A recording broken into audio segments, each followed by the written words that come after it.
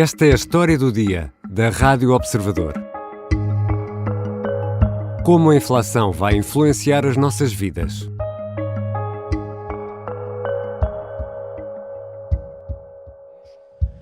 E por isso nós estamos a desenvolver a estratégia adequada de agir sobre as fontes e sobre os preços mais diretos.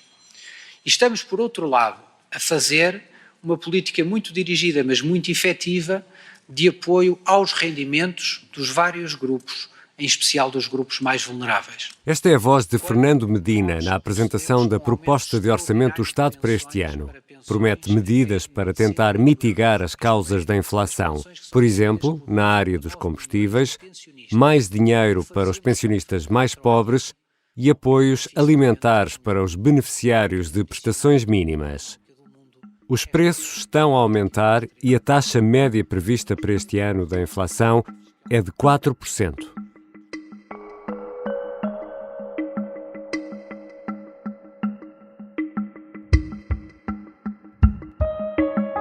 O que é a inflação e de que forma ela tem influência direta nas nossas vidas e nas decisões que tomamos? Hoje contamos com a ajuda de Susana Peralta, professora da Nova School of Business and Economics. Bem-vinda, Susana Peralta. Olá, Ricardo, obrigada pelo convite. Senhora professora Susana Peralta, o que é a inflação? A inflação é o aumento generalizado do nível de preços, ou seja, muitas vezes nós temos o aumento de preços de um bem qualquer, por exemplo, num ano em que há seca, vamos ter um aumento do preço dos bens, de alguns bens alimentares do setor agrícola. Isso é um aumento concentrado num determinado setor ou num determinado tipo de bens, não é? Quando nós estamos num momento de inflação é quando começamos a observar um aumento generalizado do nível de preços, sustentado e generalizado, que é aquilo que nós estamos a observar neste momento, porque repara, a partir do momento em que, por exemplo, esse aumento de preços chega à energia e chega à energia com a força com que chegou, vai acabar por repercutir-se no resto dos outros bens, porque a energia é um fator essencial para a produção da maior parte daquilo que nós consumimos, dos bens industriais e também da própria agricultura, claro, portanto, do setor primário e mesmo os próprios serviços, quer dizer, gastam bastante energia, não é? Claro. Os escritórios, etc. E como é que isso depois se calcula? É preciso escolher produtos específicos? Como é que se fazem essas contas? Sim, o INE calcula a inflação com base num índice que se chama Índice de Preços do Consumidor. Portanto, o INE vai recolher a evolução do nível de preços numa série de bens de consumo, produtos alimentares, bebidas alcoólicas, vestuário, calçado, habitação. Na habitação, obviamente, estão incluídos os custos com o gás, com a eletricidade, com a água, os custos de saúde, de transportes. Dentro dos transportes estão a parte dos transportes coletivos e a parte, obviamente, dos gastos em combustível. Enfim, cada um destes preços varia de uma determinada forma, não é? Por exemplo, o INE lançou o destaque do índice de preços no consumidor, com a informação de março de 2022, e nem todos estes bens aumentaram o preço da mesma forma comparativamente com março de 2021. Os produtos alimentares e bebidas não alcoólicas subiram 7,24% entre os dois marços. Depois temos, por exemplo, o setor dos transportes, que subiu 11%. E, portanto, como é que depois o INE faz isto? O INE pega e olha para aquilo que é o consumo típico de um consumidor português e vai calcular um índice de preços que atribui um peso a cada um destes componentes, a cada uma destas componentes da nossa despesa, que é proporcional àquilo que a pessoa típica, o consumidor médio deste país, gasta em cada um destas categorias. Mas, Susana, de despesa. o consumidor médio, porque eu se calhar posso comprar menos ou mais sapatos do que tu, ou gastar mais ou menos em restaurantes, ou mesmo no centro comercial, não é? Exato, essa pergunta que estás a fazer, Ricardo, é muito interessante, porque por exemplo, o INE calcula um outro índice de preços no consumidor, que é o índice harmonizado de preços no consumidor, enfim, que é um produto, tudo isto são metodologias estatísticas perfeitamente harmonizadas ao nível do Eurostat, e esse IHPC, como nós lhe chamamos, é um índice que tem em conta os gastos dos turistas e, portanto, vai dar mais peso ao setor da restauração e do alojamento, comparativamente àquilo que é o consumo médio de uma pessoa residente em Portugal. E isso, enfim, até é engraçado, porque eu agora estou aqui num centro comercial e estou, aliás, num espaço de restauração num centro comercial. E já estás a sentir a inflação. E, portanto, estou a sentir a inflação, exatamente.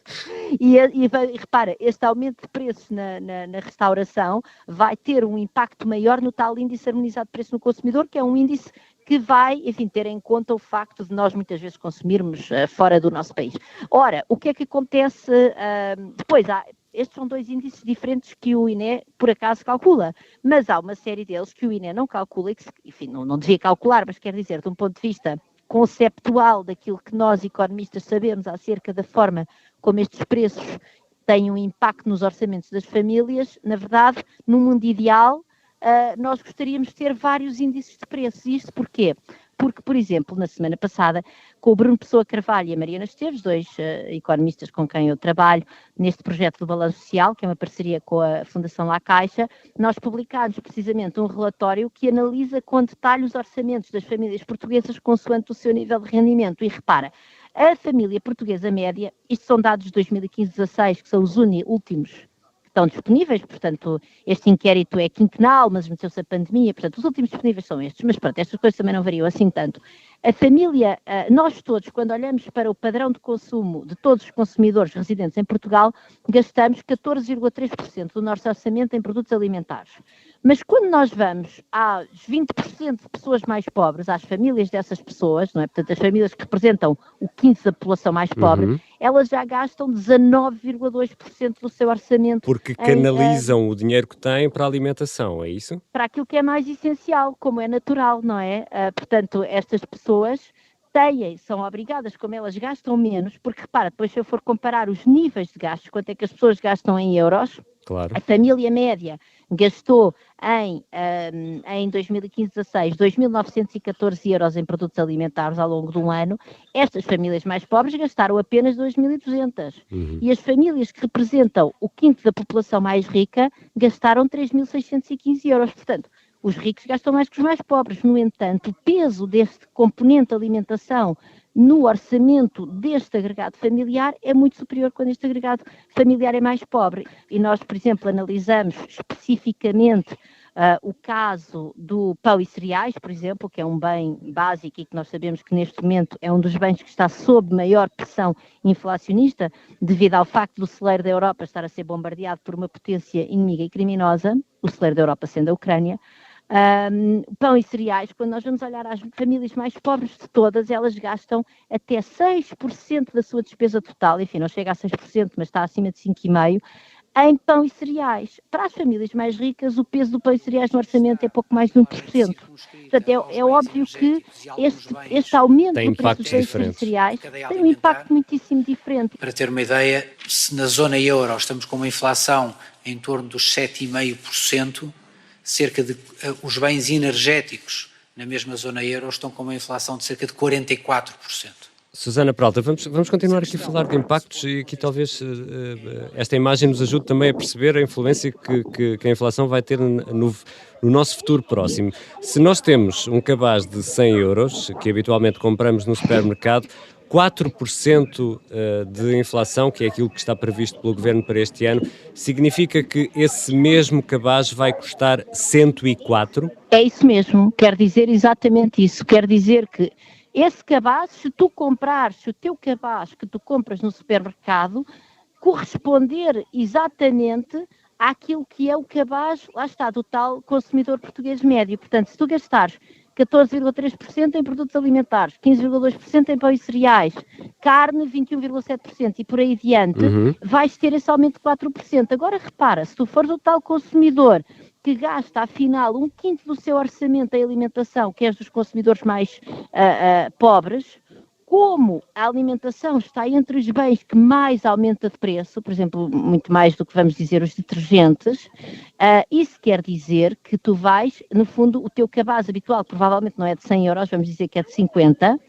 mas se calhar já não vai aumentar só 4%, pode aumentar 6% ou 7%. Vais ter um aumento que é superior porque, de facto, uma parte maior do teu carrinho de compras está preenchido com estes bens que têm um maior aumento de preços. Para aquilo que é o consumidor médio, o teu raciocínio está exatamente correto.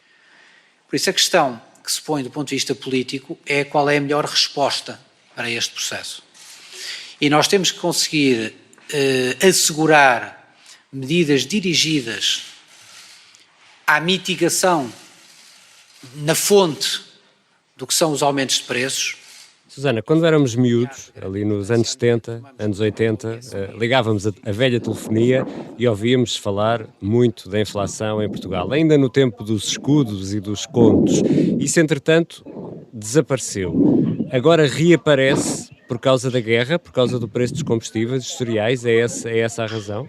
Não é apenas essa a razão, não é? A pressão inflacionista já vinha desde o momento da pandemia, porque, repara, enfim, há várias teorias para explicar a inflação e não temos agora aqui, não é ocasião para falar delas todas, mas há uma que eu penso que é bastante intuitiva para quem nos ouve, que é, nós durante a pandemia tivemos diminuições importantes da produção, apesar de tudo houve partes da economia, enfim, que laboraram com mais dificuldade, mesmo o setor industrial, que por exemplo em Portugal esteve largamente a funcionar, enfim, teve os seus percalços por causa até de confinamentos, de doença, etc., e já para não falar nas fábricas do mundo, não é? Que são a China e a Índia e os países, enfim, do Sudoeste Asiático, que tiveram confinamentos muitíssimo estritos durante períodos prolongados. Por um lado. Por outro lado, tiveste estrangulamentos nas próprias cadeias de aprovisionamento, ou seja, tivemos o Evergrande, não foi, encalhado, e, portanto, tivemos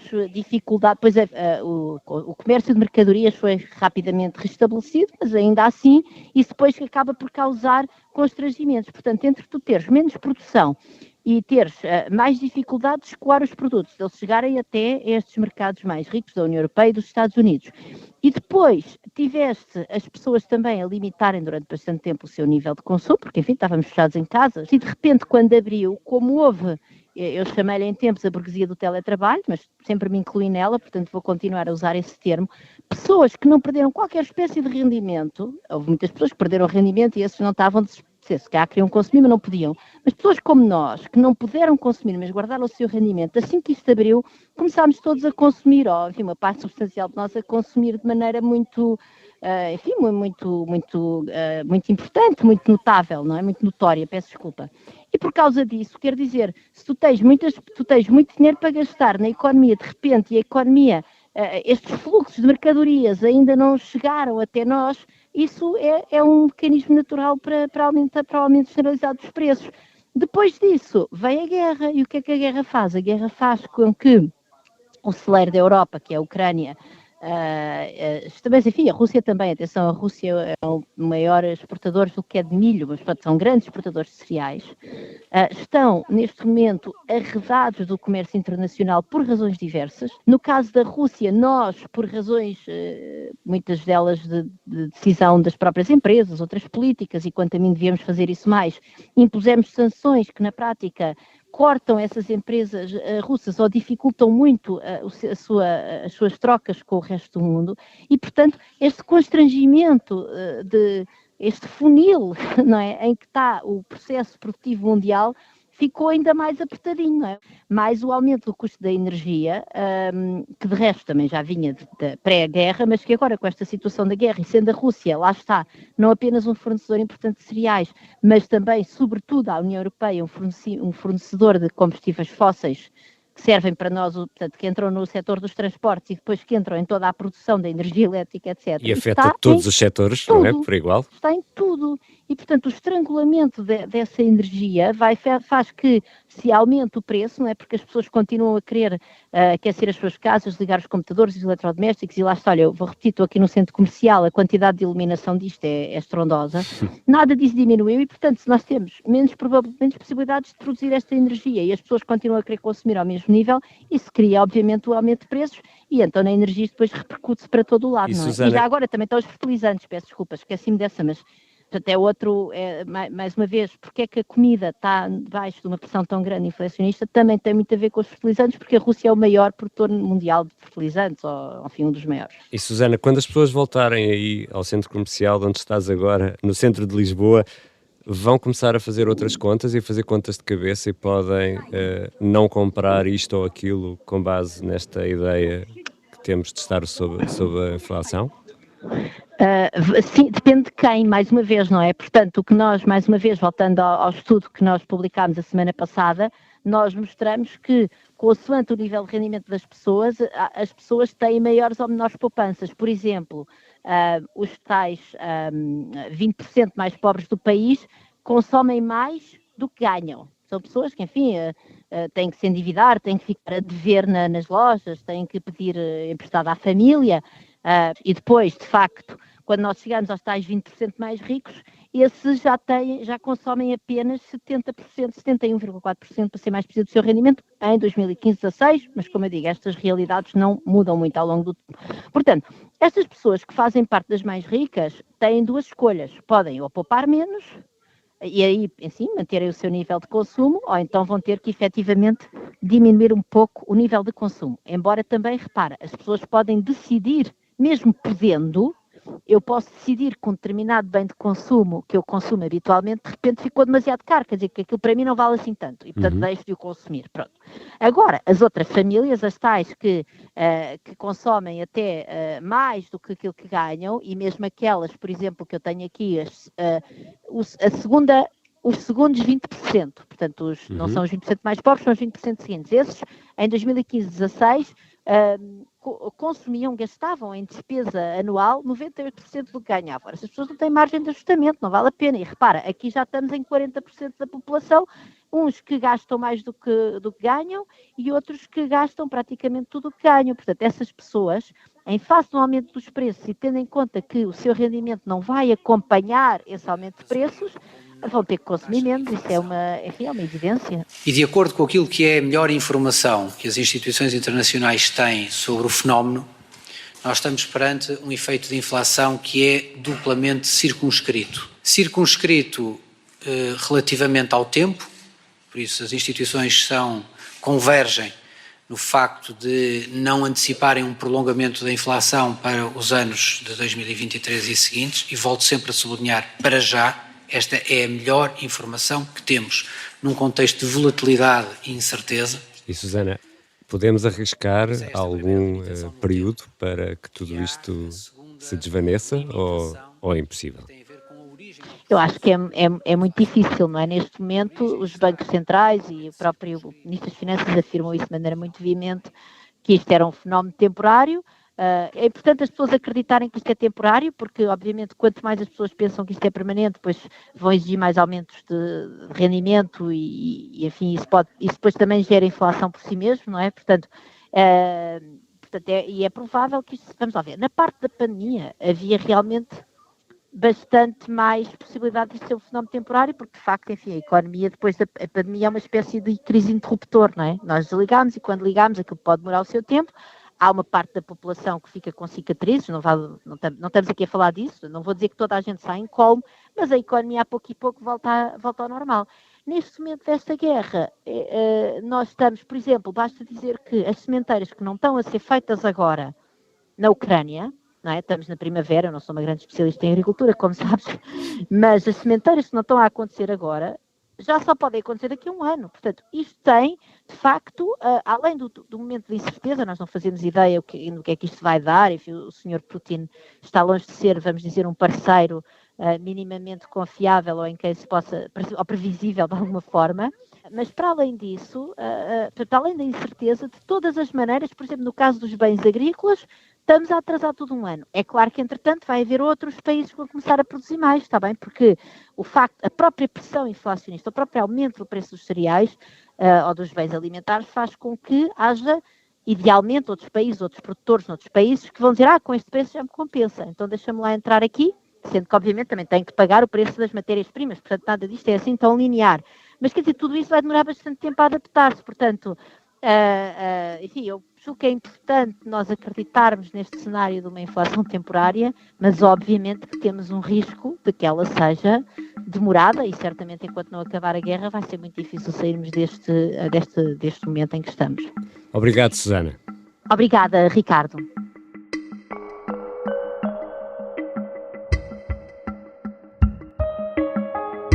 Susana Peralta é professora universitária na Nova School of Business and Economics.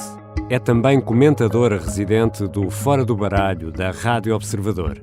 A inflação prevista pelo governo para este ano é de 4%, mas nesta altura, e segundo os dados mais recentes medidos pelo INE, a inflação em Portugal está no valor mais elevado dos últimos 28 anos.